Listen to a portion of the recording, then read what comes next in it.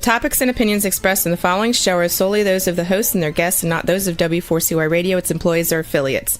We make no recommendations or endorsements for radio show programs, services, or products mentioned on air or on our web. No liability, explicit or implied, shall be extended to W4CY Radio or its employees or affiliates. Any questions or comments should be directed to those show hosts. Thank you for choosing W4CY Radio. Welcome to the Ask the Expert Show on W4CY Radio and Talk4 TV, where we bring you educational information from experts on such topics as legal, health, financial, and home improvement. Now sit back and listen to our experts in community association law, estate planning law, tax relief, Medicare, public insurance adjusters, neuropathy treatment, business brokers, and personal injury law, along with many other topics. Now here's your host for the last 17 years, Steve O. Hey, good morning, Houston. Welcome to another Ask the Expert show where, like the man said, for the last 17 years, we have brought you the finest experts in the field of legal, health, financial, and home improvement. Today, and it's actually my fault today, while we're waiting for our expert, we're going to be talking about community association law. And for those of you who don't know what that means, that is if you live in a HOA or a condo and you have an association, you have all kind of bylaws. And there's so many people who live there who don't understand. And there's people who are on the board that don't understand a lot of the laws. So we're going to be, she'll be joining us shortly. I just had to email her the correct link to come onto the show. While we're waiting, this is the Ask the Expert show. We have been airing for 17 years. I know people are saying, wait a minute. Podcasting hasn't been around for that long. You're right. We started with local radio stations. We were on 30 stations across the country and mostly all weekends. This is one of the things that I love about podcasts. Most people listen to radio during the week. So we never had our largest audience because all of our shows were on the weekend. All the big companies would gobble up all the weekly shows. Those are mostly all the talk shows. And we had to basically take the weekends. Now with podcasting, I can have all of our shows are Monday through Friday. And that's when most people listen to podcasts. So I was so glad that we moved over about 3 years ago, found one of the greatest companies with W4CY TV. And one of the first things I noticed was how great their producers are. We have two of the greatest producers that keep me in line, keep our experts in line. Like I said, we're waiting for our expert to come on. And I just need to, our show is live. So it's amazing when you have a live show, all the things that are, that go on. And I just noticed I sent the wrong link to our next show. I cannot believe I thought today was Tuesday. I thought today was Wednesday. It's amazing how you get your days mixed up. And I am so good at mixing up my days. I'm hoping that our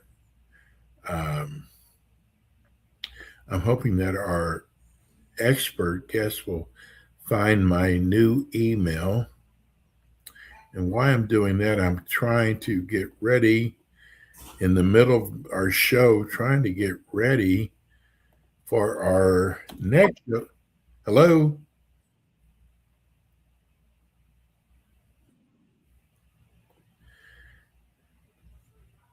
I can hear you.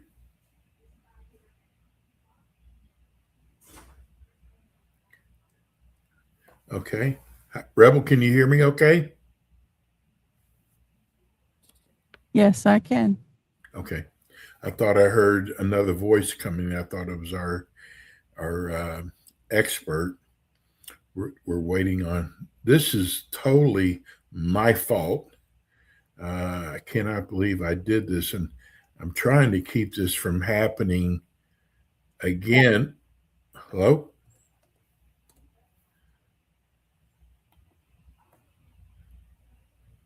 Trying to keep this from happening again. So I'm also looking for my link for our next show.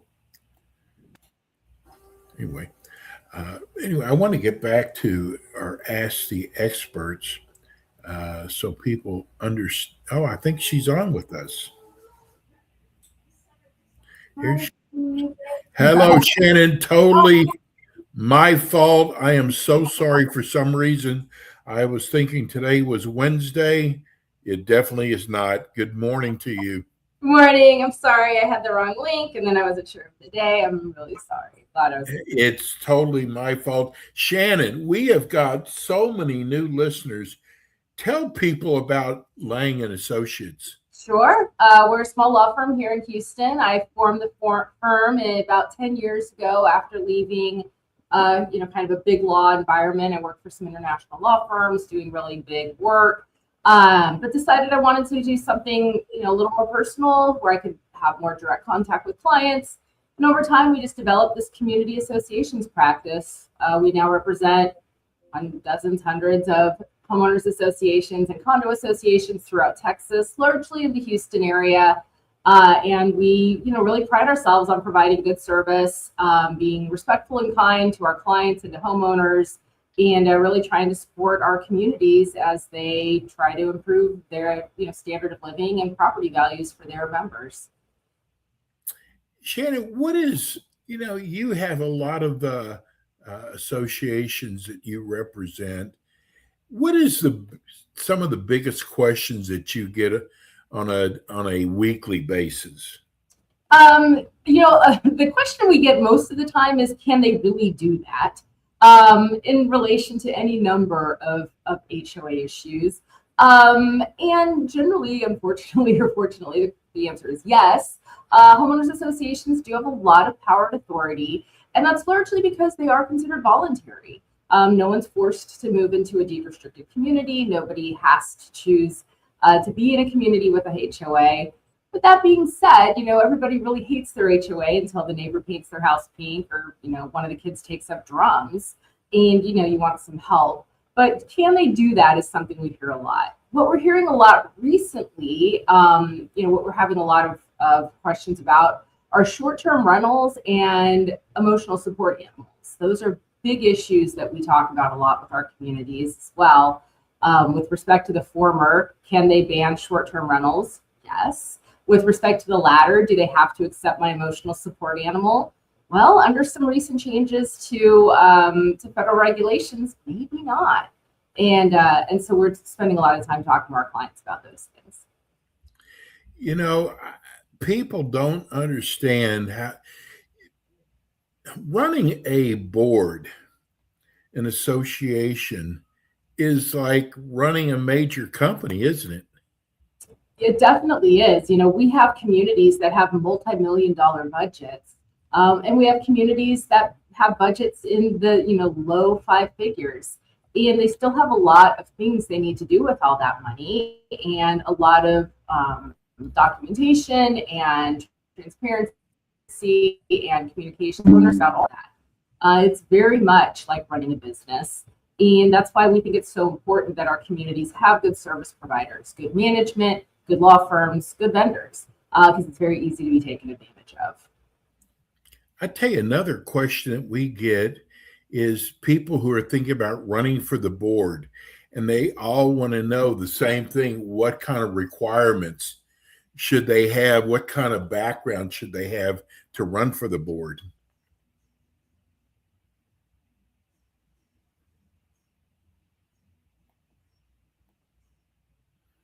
All right, did you get that?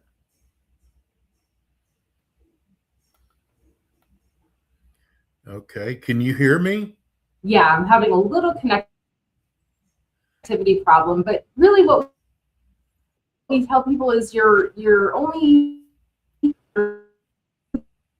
about their personal interests. And if they're able to do that, if they're able to separate themselves from broader good, they're generally good board members.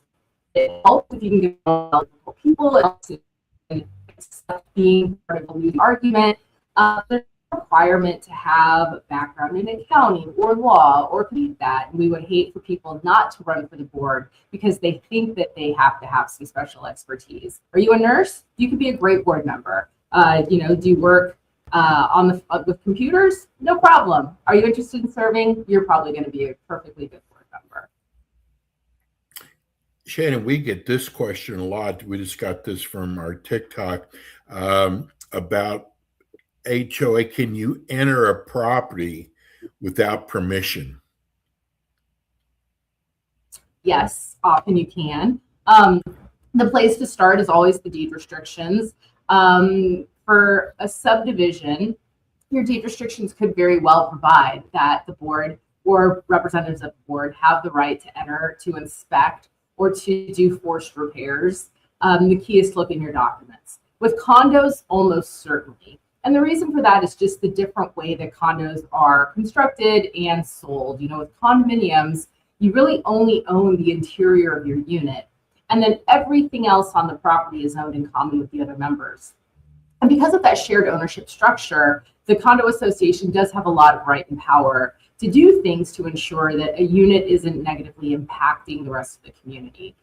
So there is almost always a right to enter with a condo. That being said, they can't just come in the middle of the night. In the absence of an emergency, there needs to be notice and opportunities to cure. You should often, they often will want you to be present.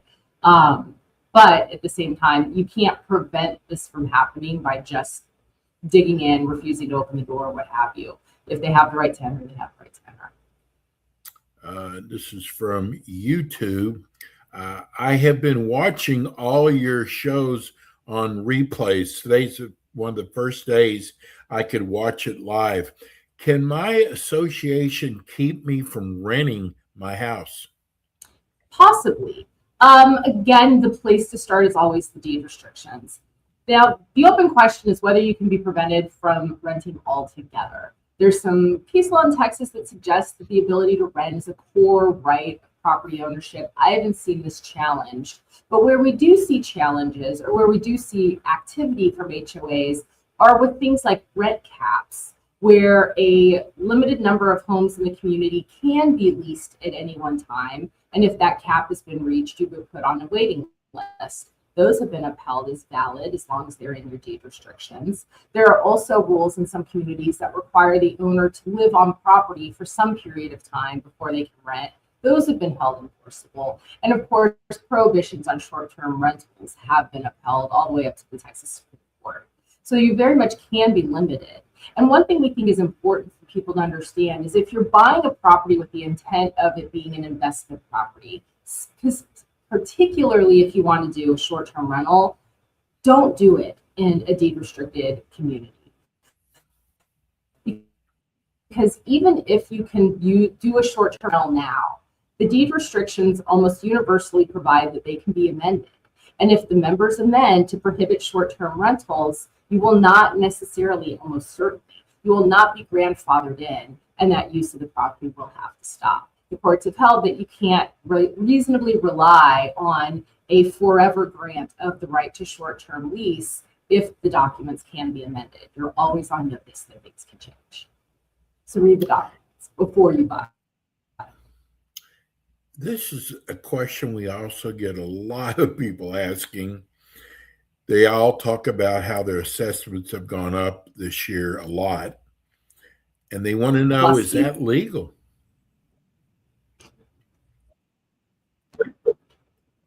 I'm sorry, They I want to missed know if part of that's that you cut legal out. Is what for legal? assessments to go up as high as they have this year. Oh, again, you'll always want to look in your documents. For subdivisions, most deed restrictions that we see will have a cap on how much the board can raise assessments without a vote of the members, but not necessarily. And for condos, that's really rare.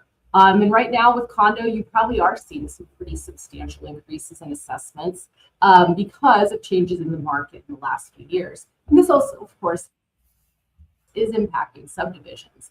We're seeing increase in labor costs, increase in material costs, and the insurance industry really drives a lot of costs in the HOA market, particularly again with condos. I think we talked about this before. Gulf Coast condo insurance has become very difficult to get for properties, very expensive, and so you're seeing that change. The other thing that that our condo clients are having to prepare for is that there are going to be coming changes with Fannie Mae, Freddie Mac mortgage requirements, where starting January 1st, the mortgage, in order to get a federally backed mortgage, the mortgage companies need to look at condo documents and ensure that at least 15% of assessment dollars are going into reserves. Very few of our clients are currently doing that. Really, very few of our clients are adequately funding reserves anyway. And so now, you know, in order to have access to those types of mortgages, you might be seeing 15% less economies here. This is Martin in Sugarland. Thank you for offering a show like this. It's so important that we understand ins and outs of being in an association. My question is, I want to run for my board, but I was told that until I'm caught up on my assessments, I'm not allowed. Is that true?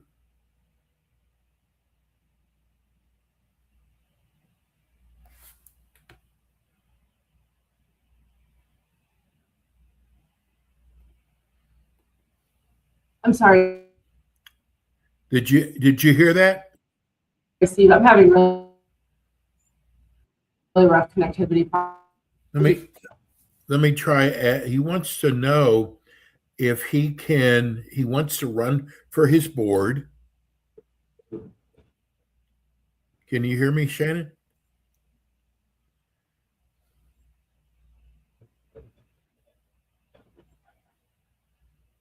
Okay. Shannon, can you hear me? On and off. It's really bad. Okay. Let me try again. A gentleman wants to run for his board. He owes some assessments. He was told he could not run for the board until he was caught up. Is that right? Is that true? If he's in a condominium, very likely yes. Again, check the documents. In a subdivision, the Texas Property Code has trumped provisions in the deed restrictions that prevent people from running if they are delinquent in their assessments. So if you're in a subdivision, no, they can't prevent you from running. That being said, you know, if you get on the board, you should almost certainly be excluded from any communications about the assessments that you owe. You know, that would be a conflict of interest. And we would certainly not encourage anyone to get on the board because they think they can influence an enforcement action against them personally. That would be the wrong reason to get on the board. But if you're in a subdivision, yeah, no, you can run and you can vote. You can't be prohibited from running or voting just because you are in enforcement. Here's a good question right here about these doorbell cameras. Mm-hmm. Do you have to put a sign up saying you're recording if someone approaches your house? No. Texas is a single party consent state, which means that as long as one person to a conversation is aware that it's being recorded, there's no obligation to tell everybody else. You know, many people now have these Ring cameras. The key is to not point them into somebody's window.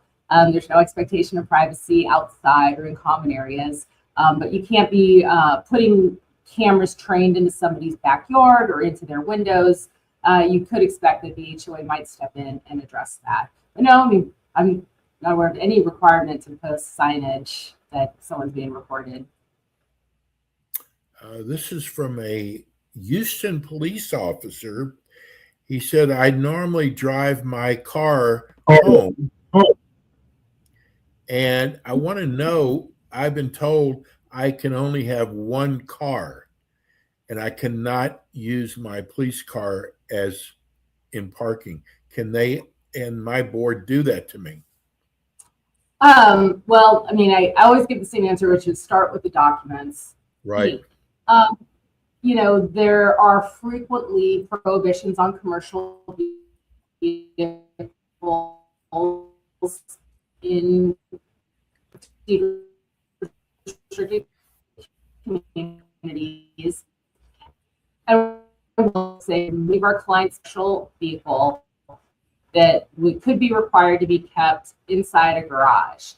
Now, with respect to only being allowed to have one vehicle, I have to understand a little bit more about what they're being told. If you're in a community where you're only assigned a single parking place, then I suppose, yes, you could be required to park any additional vehicles outside. Generally in Houston, most single-family homes have to have 2 dedicated off-street spots. And HOAs can require you to park in your garage and not use it as storage, but use that for car storage. It's not unusual at all for there to be rules surrounding parking. But the key is to start with the documents. Shannon, So how do the answer is maybe. how do people reach your office?